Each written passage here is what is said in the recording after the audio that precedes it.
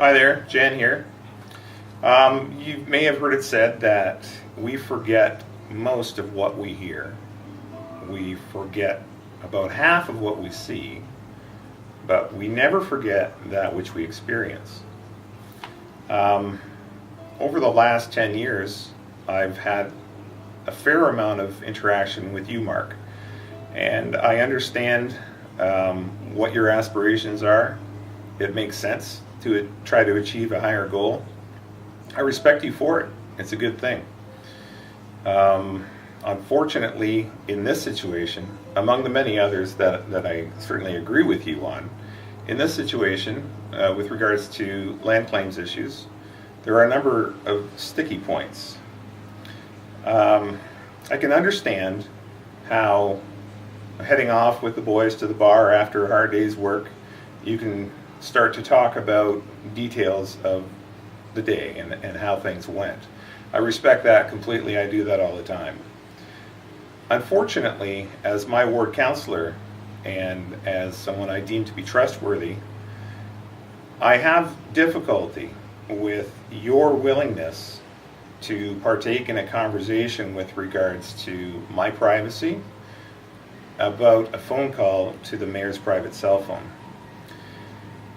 I don't know if I understand why you did what you did, but in recounting the details, somewhat hazily I might add, about the phone call, the nature of it, and the content, I can only assume that you were told to be quiet, that you were told that it would be dealt with in a timely manner.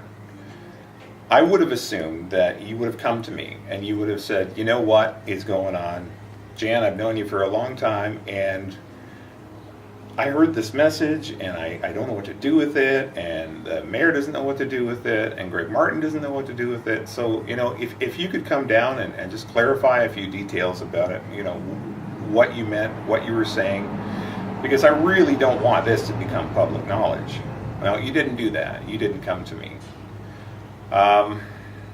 When Greg Martin went to CKBC, even though you were there and you knew, when he went to CKBC and delivered the false contents of the phone call as an anonymous Six Nations source, you knew the truth and you did nothing with the truth. You didn't come to me. I take offense at that. That hurts. With regards to our relationship, that hurts. I can't appreciate the wisdom that went into that decision-making process.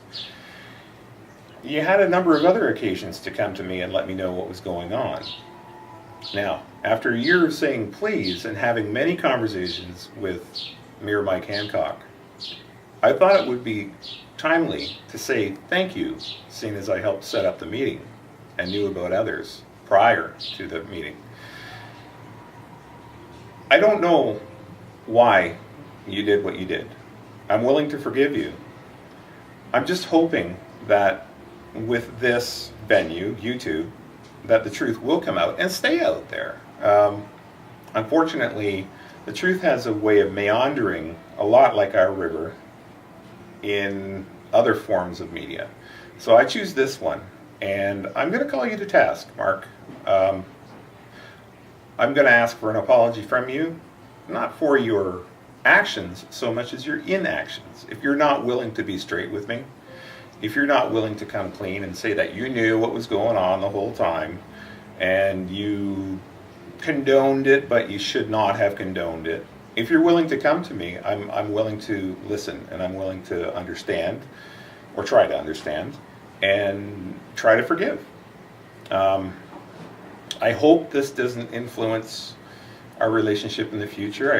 I'm assuming that it kind of already has. But then again, I wasn't the one with my finger on the trigger. So I'll say the same thing to you as I said to Greg. Yeah, I was a ghost for a while. I spent time on many of the sites, talking to many of the protesters, talking with the police, talking with the people who were not really educated about the situation. And I listened and listened and listened.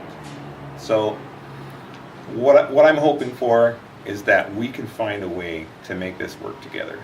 you and I as my ward counselor, you as my representative to City Hall, what I'm asking for you, of you, is that you turn your hand just slightly.